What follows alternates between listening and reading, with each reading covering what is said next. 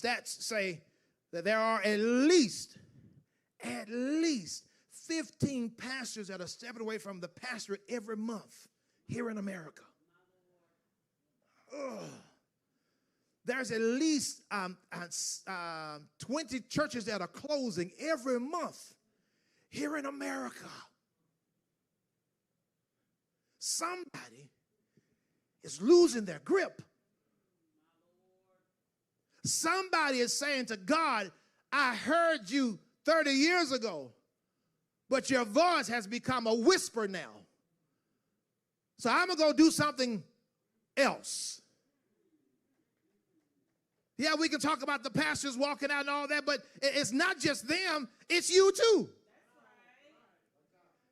Because we have allowed our grip to slip from the anchor. Can I tell you this is what happens? When you're out on the water and the grip of the anchor begins to slip, you start drifting. Lean in. Lean in. Don't look at nobody because they drifting. Lean in. You want to give it away. I'm putting on the altar your heart to keep your grip. Keep your grip on the rock. Because if you base what you do off of how people respond, you'll start taking your hands off. Because you took the time and you crafted this beautiful text message and nobody responded, not even with an emoji. They didn't do a heart. If you're not careful, you can get your feelings hurt. You took the time and you're trying to be sensitive. You made this beautiful email. You sent it out to everybody so everybody can see the same thing, read the same email, and nobody responds. You can get in your feelings. How much time it took you to talk to ChatGPT to write that email for you?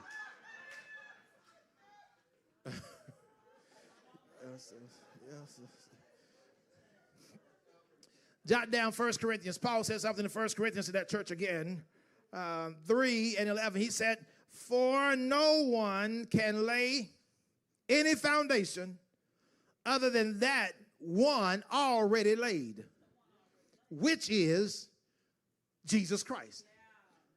Now, as a church, the foundation of why we do what we do and how we do it has been laid on Christ, not on the church's logo, the name of the church, or the pastor. Because all that can change tomorrow. See, y'all acting real spirit. I'm telling you, it can all be gone tomorrow, but you know what's going to stand forever? Jesus Christ. So Christ, as a matter of fact, write down 1 Peter. Go to 1 Peter. Go to 1 Peter 2:6. For in the scripture it says, I lay a stone in Zion, chosen and precious cornerstone, and the one who trusts in him will never be put to shame. So when we do our work on Christ, who is the cornerstone, he goes on to say, the chief cornerstone, our labor can never be in vain. Standing strong will be just who we are. Because we stand on Christ, who is the solid rock. Jot down, Matthew chapter 7. Lovely passage of scripture, Matthew chapter 7. In that episode, Jesus gives a parable of two men who were building. One built his house on the rock. The other built his house on sand. He called that the wise builder and the foolish builder.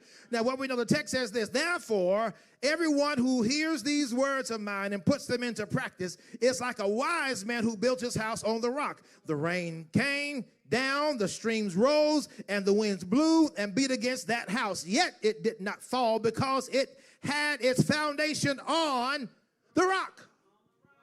Huh. Very interesting. So, Mac, what are you saying? I'm glad you asked. I'm saying is that if you build your life of service to God on Christ, it doesn't matter what happens around you in the context of life, your building of God's service will stand and last. But when you build it on sand, people will hurt your feelings.